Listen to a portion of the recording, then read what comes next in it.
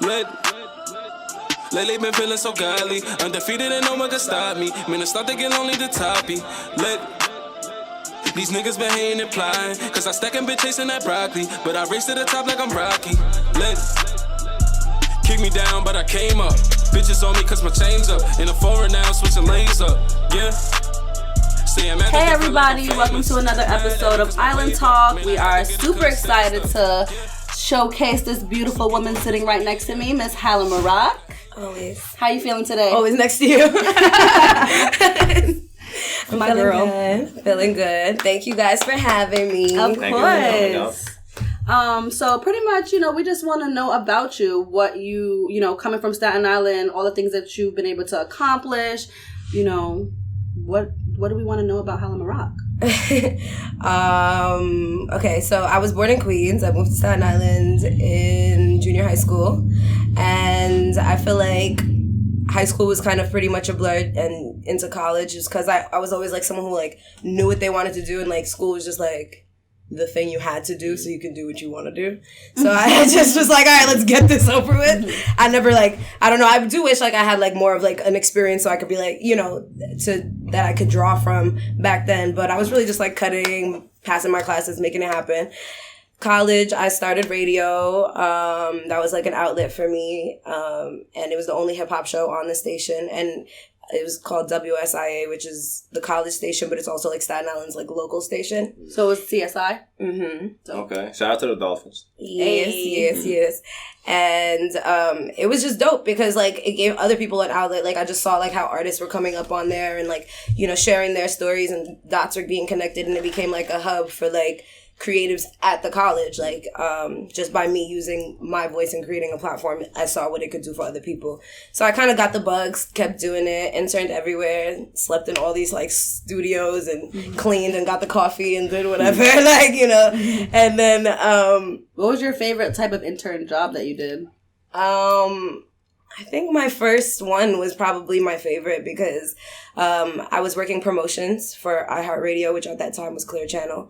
And so when you work on, it's like an umbrella. So iHeartRadio owns like Power 105, Z100, blah, blah, blah. And that was like my first like internship period. So like I just remember like going into each studio and it was like a whole world. Like Trey Songz would be with the Breakfast Club and I'm like, oh shit. And then the next I'm like delivering the mail over here and it'll be like, oh, Katy Perry is whatever, and I'm just like you know what I mean? On the daily, you're just like, oh, cool. Like, you're so close, but you're getting the coffee, but you're there. You're there. Does anybody need anything? You can spill the coffee on that. Yeah, it was great. Like, it was an experience. Like, good, bad, ugly, looking back. Like, everything happens how it's supposed to, but it was a great experience. And basically, promotions, like, gets to do, like, all the concerts and, like, all the stuff. And that's when I kind of realized, like, outside of just me being behind a mic, like my favorite part of everything is connecting to people. Like we just throw our parties and we always have like stuff for the community and things like that. Like that's always been like my vibe. So radio just kind of created that outlet for me, to also created the space for me to like be inspired and grow through music. And eventually I started doing my own music literally like 2-3 years ago. And then outside of that, like, I help a lot of local artists and, even signed artists, like, market themselves, brand themselves, find their voice, and whatever else I wake up feeling like doing. The wellness brand. The Badass Bootcamp. Yeah, I have the Badass Bootcamp, and that actually came from a need of my own. Like, following your dreams is very stressful. Like, it sounds cute, like, but it's very stressful. Right. Especially when you don't have any other option. Like, that is how you get your money, and it just is. Like, if you don't work, there's no check that's coming next week or, whatever. So, yeah, I feel like from there I realized like you can make all these headlines and make, achieve all your goals. And at the very end of your to-do list, if you ever get there, is taking care of yourself. And like you're really dwindling and there's nothing that works without you working and your body working. And so I just at some point really found gratitude in that and created a space for women who are on the go and creatives and entrepreneurs like yourselves to have tools and access to stuff that give them balance in their life, whatever it is, workshops or meditation or cool like products to try or whatever. So from there we've done retreats and events and it just kind of keeps growing. How's the music been going for you? It's been going good. I've been like, all of Corona, I was just like experimenting with like sounds and stuff. So I have like a bunch of songs that, you know, are pretty much done. I'm going to put something out very soon. What made you get into it? Like, what was your inspiration from it? Inspiration kind of comes from everyday life. Like, you know, I'm sure like you guys, you had to like really get into yourself last year. Like a lot of things were going on. So a lot of us were like searching within or finding ways to entertain ourselves or educating ourselves better or whatever. And, I feel like even my friends, like we really grew up through the whole process. It wasn't like we got worse. We came out of it stronger. So, yeah, I think like me getting to know myself and empowering everybody else around me as well, and us being in that tribe together is really what inspires me the most. And I'm just making music for that and those people. Like I feel like, you know, yeah. Well, you just came back from Egypt, right? Yeah. How was that? It was a good time. It was honestly like the most inspiring trip. Like I want to take everybody back with me, like you know what I mean, like I'm just like, yo, I can't wait for you to see this. And yeah, like it was just such an amazing experience, like just tapping in. Like Egypt, you know, people say that's like the root of all people in a sense, so you really felt like that sort of energy when you're there. Like it's just like, you know, there's the people that and their culture and everything, but then there's also like the land and just everything about it that really like put something in you. Like I came back like ready and inspired and ready to do stuff. And you are Egyptian. Yeah, so and I'm Egyptian. I'm Egyptian and Moroccan, and I hadn't been there since I was like a kid, like 17 years ago. So my family was like re-meeting me for the first time. Oh, you got family out there? Yeah. Oh, I have basically most of my dad's side is all out there. How's the racism out there? Oh, so this is the whole thing, like.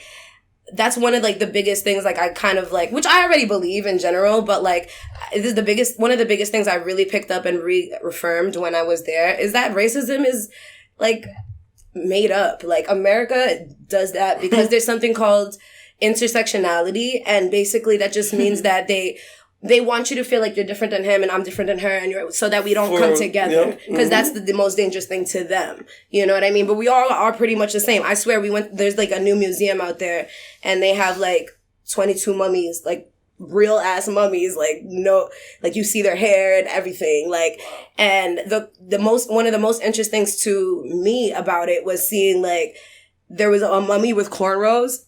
And there was the mummy with blonde hair, like from the beginning of time. Like, you know what I'm saying? Related. And, like, I'm not even, you know what I'm saying? There's no way you could say, like, it's different or whatever. And I'm not just saying like Jesus is not the white blonde. Right. And it's just like, you know, people, we all morphed and changed into whatever we are. But School them. Yo, it's crazy. But, like, really, when you come to that realization, it's just like, you really gotta, like, it's like, fall for, what do they say, like fall for believe in something and fall for anything type of thing. Like it's just like they'll really tell you anything, like, you know, so you really got to tap in. And I say this all the time to my friends, like as a Egyptian and Moroccan girl, you have a like, to me, I feel like representation is important, especially like I'm in the media and stuff like that, and I feel like Egyptians, Moroccans, like Middle Eastern people, like we're in like that weird other space. Like I always had to fill out other, you know. So me going back there was like that one of those times I'm just like, nah, I'm really from here. Like, you know, like, we're really out here. Yeah. We ain't no others. It's crazy. No, those textbooks lie. I remember. You was in there for 3 weeks though. Yeah. Right? Mm-hmm. What's there to do out there? Oh my God. So 3 weeks wasn't enough. She said she 3 didn't weeks see wasn't everything. enough. Yeah. I literally, so like if we was first day there, no, our second night there. Mind you, everything. First day, I'm trying to sleep on The pyramids, obviously, right? Yeah, I did the pyramids. She shot a music video out there. I want to see that. But some of the go-tos like that you would do to have fun or just to see shit. Okay, so some of the stuff that I did was there's this like boat. It's called like a felucca. And basically, you take it on the Nile. They take you wherever you want, up and down the Nile, as long as you pay. And you could do whatever you want on the boat. Like, you could bring drinks and whatever. And, like, since it's, like, a pretty, like, Muslim town, like, places like that where you can just be in the middle of nowhere and whatever is the vibe. So, especially during Corona, like, everything was closing at 9. A lot of most of the trip. Yeah, but it's, like, it's one of those cities that never sleep. So, like, everything's closed, but there's people smoking hookah at the gas station. Like, there's people, you know, people sitting chairs out at any lawn and under any tree. Like, everybody just chilling. Like, it's so much fun. But it's definitely like what you make it. You know what I mean? So, like, now that I went, I feel like I know the lay of the land and I could bring my friends. But to go there there by yourself is like, you would be confused on what to do or where to go or whatever, because it's huge. Like, Egypt is gigantic. So, but yeah, it was mad fun. Weddings are like everything. So it's like, that's like where they really let loose. Like, it was like crazy. Yeah, because you went to a wedding out there. Yeah, I went to a wedding. It was fun. Wedding crash? Basically, I wasn't invited, yeah. I was like, what's up? Who got the weddings? Who got those weddings? Yeah, I'm coming. Literally, that was kind of what happened. I was like, wait, my cousin's like, yeah, I'm going to wedding. I'm like, oh, I'm coming. I love that. Yeah, it was so much fun. But yeah, like, then the basic stuff, like the pyramids and stuff was cool. I went to, like, they have a lot of, like, museums and stuff if you're, like, into that kind of thing. A lot of, like, cafes and outdoor because it's always hot. It's cool. And shout out to the president out there. Like, I know that's random, but, like, I really fell in love with him. Like, I was just like, his name is Sisi, and basically, like, he did, like, in the last 8 years what like, America wouldn't do in 20 years. It takes us like 10 years to like pass a bill. In his 8 years, he put up in Egypt, the huge ass, like Cairo, like put up the first projects ever. So that's really dope because there's a lot of homeless people and stuff like that. Now they're not like subsidized housing. Yeah. And they're furnished and everything really nice and stuff. Dope. Yeah. He put highways. There was never highways. Like, people drive real crazy in Cairo. Like, it's like speed racer at all times. It's like at your own risk. But so now there's highways and rules. Did you drive? Yeah, I did one day. Like, okay. I finally had like balls for like one day. And it's on the other side of the road. Yeah, that's what I was about to ask. No, it's actually the same side of the road. Yeah. Oh, really? Yeah. Okay. Yeah. Have you ever drove on the other side type of car? No. Ever? Okay. Did you? No, never. Because I know you went to the other side. Yeah. No, I feel like in France it might be like that, but I didn't drive there, so. Yeah. Yeah, but driving in Cairo has to be like the worst driving in the world. Has to be. That for 100%. Like, you know how I park and you're like, oh, that's not parking. Yeah. Like, I just be like, I'm here. Whatever. Literally, that's how they are. I'm like, I'm definitely from here. Like, yeah, we go together. Yeah. So it was fun. It was cool. That's dope.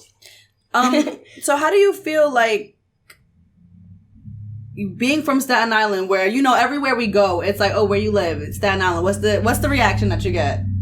It's always like, I ain't never been to Staten Island. Staten Island. The ferry. You gotta take the ferry. They always say you gotta take the ferry. Like, yeah. And I'm just like, you have no idea. Like, we have everything out here. Like, so with that, like, they can stay over there. I feel like it's always like right. I'm like, we don't even want you to know. Like, type of situation. So, like, how do you use that to your advantage, or like, how do you feel about that? I think, like, for a long time, like, because I moved in, like, the awkward stage of, like, childhood and stuff, like, where you leave all your friends and your whatever. I felt like, for a while, it was like, I wasn't claiming Staten Island pretty much at all. Like, I was just like, oh, I'm gonna go hang out in the city. Like, I live here, but, you know, I'm gonna go do this over there. And, like, eventually, when I really got into it, was pretty much, like, maybe end of high school into college.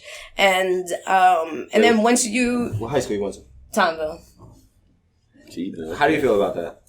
Why do you need to have feelings about that? I like Townville. Some good niggas came out of Townville. I went to Townville. I graduated from Townville. Oh, damn. I graduated from Townville. I thought you said you did all your high school. Hold up. You said you did all your high school years. No, I said most of my school years. Okay, all right. You went from junior year to senior year. So I did 8th grade in Staten Island, 9th grade, and 12th grade. That's it. Here's my thing. Here's my thing with time. I don't know. Let me see the receipt. I graduated. Okay, I'll show you my graduation. Why don't y'all believe that? Hold on. My thing with Townville is this. I don't know if it's the real New York City high school experience to have a shop right dead in, like, that's not real New York City. She said they had a Pathmark. Yes, I went to She said they had a Pathmark. It was basically for, like... Also, I'm the unconscious one. No, but they usually have those for, like, I think the disabled kids to work in or something like that. That's what it's for, like, to give them, like, work experience. So nobody ever stole snacks. Port Richmond had a daycare, so come on. Whoa, okay. Like, All right. you got us beat. You got us beat. Shit. I'm like, I would have been past again. Yeah, we wanted a shop right, but we got a daycare. With the what? No, I didn't, but I just knew. No. You dropped the kid off. Snooping around. That's where the pregnant girls used to transfer. And the T on Allen Talk, as you can see.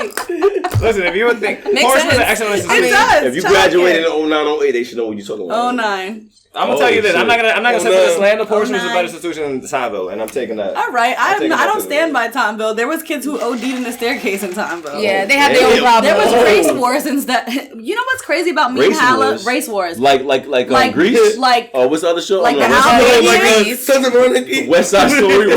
Like the I'm done with both of those metaphors. He said like Grease, like I don't know about Grease. Exactly. I don't remember that part. Outsiders, whatever you call it. Before anything, do you have any questions for us? How did you guys get started? How this all happened? I was walking down the block and I seen an Allen Talk sign on the corner. Allen Talk is hiring. I walked in. I said, I need this job. Yeah, I need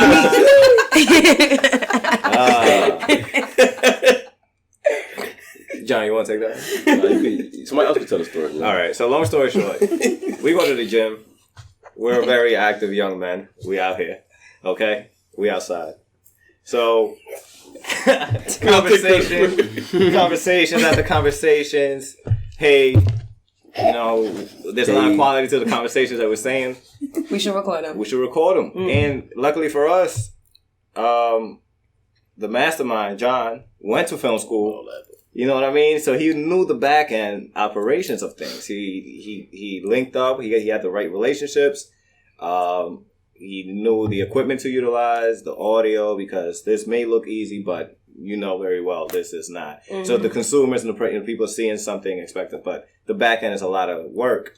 So John basically did the heavy lifting and said he got in touch with Bobby, and then Bobby recruited me, and then I recruited others, and then here we are. Shout out to Evan too. Shout out to the producer, editor, Evan. Shout out to Evan. Shout out to Evan. Love. Evan, the real master. The real one. What do we have to look forward to coming up from you in the future? And we want to hear some music. Like, let's play a song. Yeah, let's do it. The music video is coming out in a month. Like I said, I've been like experimenting with sound, so a lot of the things sound very like fusion of different things and whatever. So this is very like Afro pop-ish, and Glass Breaking is more like rap-ish. It's very ish of everything I do. It's like ish. It's like kind of it's like Drake. It's like he sings but not really. The pop he raps but not really. The pop one she showed me in the car, I fucked with that one. Thank you. Yeah. Yes. Oh yeah, we had a whole like home. I'm like, check this one out. Listen to this. Which artists are your biggest influences, would you say? Right now I love just like SZA's kind of writing and her like vibe. Okay. I like Drake. I mean, who doesn't? Right. I'm like, I don't want to say people who are like obvious. We're all Aubrey's angels. Right. Hello. That's the term. I'm like, hello. I like Drake. That's the twist. He's like, no, I'm not. He said, you Aubrey angel, not me. He ain't with the Beehive either. We don't. Don't bring that up. We're not gonna say his name. They're gonna be at the door. He who shall not be named. Just know the person that does not like Drake also coincidentally doesn't like Beyonce. So sounds like a hater to me. Mm-hmm. Anything else aside from the music that you got going on? That's what I'm saying. Let's tell us what you got going for. Yeah. Okay. So, I mean, as far as the podcast, our next guest is Joe Budden. I don't know if that'll be before or after you guys put this out. I'm interested in that. Ooh. Yeah, that should be cool. Just my opinion. Yeah. The show is not as good without Rory and Mal. Of my course. opinion. I believe that. But hold on, I will say this. I think he believes they kind of it too. lost me as a fan now because I'd rather see them together. They got their own show coming on now, right? Yeah. That's what they alluding to. That's what it looks like. No, they definitely like dropped something that they're having. It's kind of corny too. But the Joe Budden community is very loyal. Yeah. They're extremely loyal. So they're going to ride out with Joe. He'll get some, but he's going to lose some fans too. My whole thing is Joe came from another show. He made his show lit. People got attached to it. And he can do it again. Like, you know what I mean? And they can branch out and have their thing. And he's happy for them. I feel like he'll do all right, but I feel like he's always in this place where he Because he's an asshole. Yep, nothing ever lasts. I feel like at the end of the day, both of us. That's what I don't know. I'm talking as a fan. But it's like maybe he's getting bored. Like an asshole. I'm speaking as a fan of y'all show. Assholes, but I don't know you personally. Let's talk about it. Let's talk about it. So yeah, Joe Budden's the next guest. Yeah, so he's the next guest. I'm looking forward to that. The music video should drop at the end of June, hopefully. And I just want to take a moment to thank you because Hala, she gave me, during the pandemic, she started, her and Corey, which is one of her partners, started, because she's on Dash Radio. She didn't even mention that. Yes. Because she has so much going on. I like to really has so much time. I like to big my friends up. But she does have a show on Dash Radio, and we started a station. They started a station called Corner Radio. That was such an awesome experience. App, and we pretty much had like a 24-hour radio station going. Mm-hmm. And I had 2 shows on it, and she gave me like, she was like, I feel like you can do this, you know, and just pretty much threw me out there. And I actually like loved it. I had 2 radio shows on there. Twice a week. We had one together called So Anyways, and then I had mine called what was it? You had something Connect and Create. Connect and Create with the kids. And that was, I met so many amazing people, even through the station head community. Yeah. So she gave me like my stage for my radio personality and just to talk on podcasts and things like that. So I mean, that was easy. I feel like the people love Juddy. Juddy love the people. Like, let's connect it. She told Juddy she got a face for radio. She's like, girl, you can do this. You got this, kid. You got something. Because my girl believes in me. Yes, always. Cheers, and I believe in you. Cheers. Yes. Cheers, you guys. Cheers, everybody. Cheers, mate. Cheers, darling. It was a pleasure having you on the show, Hala. You always welcome back. Yes, I definitely want to come back anytime. Tell me no, we looking for him. Tell me no, we looking to have him on here. Right. Come on the show. Oh, July 21st. There's like a festival that I'm also going to be hosting at Snug Harbor. You guys should come. Staten Island thing. That's going to be definitely a big Staten Island thing. You might see him with that. And a bunch of dope artists. We have Hood Celebrity coming. We have also for the outside, Snug Harbor, it's next to the ferry. Yeah. So it's like you can come from anywhere. You can take the 40, get it right off. Easy Like commute. It's definitely not that bad. Pop out. Probably. Yeah. 20-minute walk. Maybe we'll have shows. Who knows? Nobody want to walk past New Brighton. They're going to get to Jersey Street and turn back down. And so we lost. Yeah, what the fuck happened to those? I want to shout out. City bikes and stuff. Confessions of an Extrovert. That's right. Shout out to Abby on that. That's family. A book of poems. Check it out. It's on Amazon. Buy it on Amazon. Are you gonna read one? Links in the bio. Extrovert. I'll read one. I don't know if she wants me to, but fuck it. We here now. Let me get one after. I want to be the narrator. Matter of fact, I'm gonna let Nesta read it. No, you should let Hala read it. What? Oh yeah. Let our guest read it. Like I don't even read out loud. Twas the night before Christmas. So no, do it in that accent. That'll be like. Roses are red. Yeah, do it in the accent. the British accent, please. Do it in the British accent. Okay. Go ahead. All the way through. That's gonna be crazy. You're right. Disclaimer: it might be Australian. We're not sure. You let me know. Okay, so this one's called. Between the Sheets. Gripping the sheets hard enough as a fistful of sand. Bodies attached, wet as the sweat drips from the thighs down to their back. Ooh. He grabs her hair in his hands, brings her closer, biting bottom of her lips harder than a lemon drop. That's hard. Between the sheets, eyes locked, not wanting to stop, attempting to hold it in while he tastes her sweet as pineapples. She releases it all, creating a full puddle of satisfaction. Out of breath, out of time, they lay between the sheets. Good night. Come on now. Ooh. Come on now. What other podcast is giving you a British accent and Staten Island poetry? Y'all should have let it fade out a long time ago. Shout out to Abby Lee Rose. Roll the tape. Confessions of an Extrovert. Come on now. Love you, baby. Come on. Love you That's so on much. Amazon, in case y'all was wondering. You know, we linked up. Bezos, he wanted to want his himself. We sent him the signed copy. But the hardcover. If you ain't Bezos, you ain't got that type of money. You can't get the signed copy. You can just get the regular. That's right. Friends and family only. F and F. Thank you for coming. Thank you. Thank you for being who you are. Thank you for inspiring. Thank you. Thank you for your love. All here. Hala Looking Maroc. good as always. Hala Maroc. Fucking building. Wait, we still have to play a song. Let's let's play some music. Yeah, let's end off on a song. We didn't practice that. Yeah, Hala Maroc. Feel it or not on the way to the top. Fuck is a fail, fuck is a flop. You all of my stories like part of the plot. Yeah, I'm on the block. My niggas will pull up and they do the job. You clocking for work, they clocking you out. We do this for real and you do this for clout. I'm making moves on the regular. I'm making moves that ain't regular. My wrist it is frozen, my time to keep going. Can't sell me no dreams, but no, I can afford it. I'm making moves on the regular. I'm making moves that ain't regular. I think that I saw it, I swipe it, I bought it. The life that I'm living is faster than foreign.